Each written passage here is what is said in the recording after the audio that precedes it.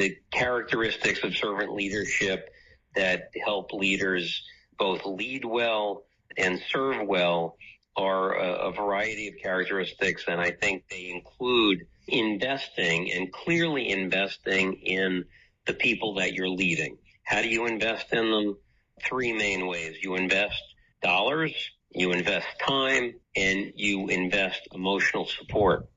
And so when I look at those three things, I talk about the constant training that we had.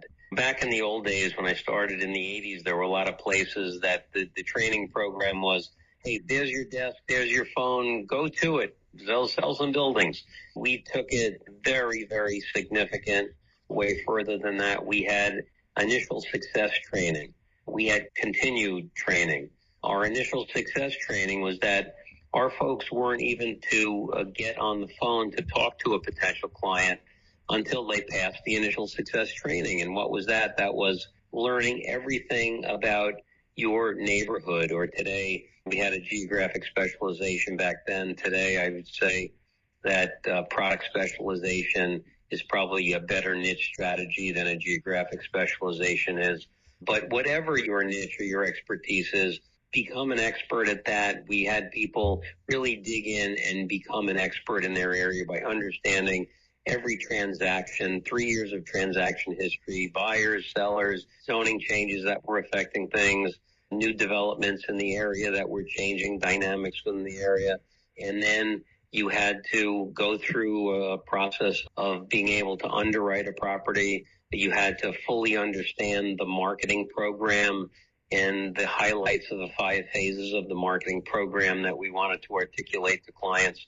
And you actually had to pass a final exam, and that final exam was to pitch a group of sellers, and that group of sellers was made up of a couple of the partners of the company, and you had to pass the pitch.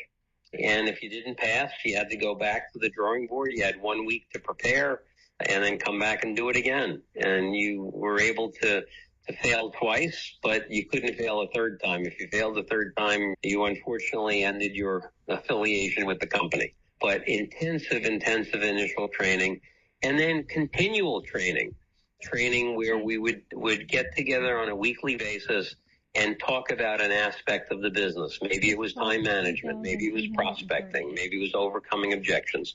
And those sessions were generally led by someone who was a senior leader within the firm.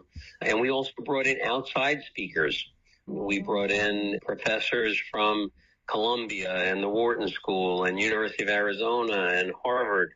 And folks came in and talked about various topics. It could be persuasion, or it could be business ethics, or it could be human behavior, or something, but we brought in a subject expert to talk about that particular thing that we thought would help our folks. And we want to do it for two things. One, it was really enjoyable to do that stuff, but we also wanted our people to know that we really care about their success and want to do everything possible to help them be successful.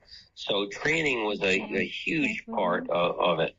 So the time investment, made the time investment through this training, also the time to have folks build relationships with other people within the environment through social interaction. We had a number of social events.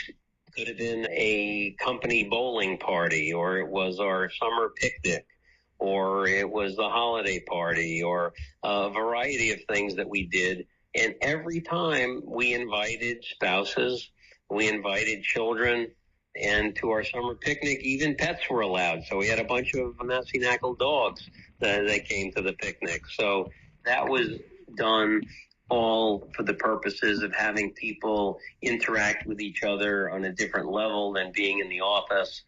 You know, we always wanted to make sure that our HR people hired folks who were likable, because we said, gee, if you're interviewing somebody, even if their resume checks all the boxes and they look like they'd be a great fit, if you don't feel really comfortable with them and don't feel like you like them, maybe a potential client won't like them. But if you do like them, maybe the potential client will like them. And that likability is an important thing. So a lot of social interaction we did, and that was a very important part of it.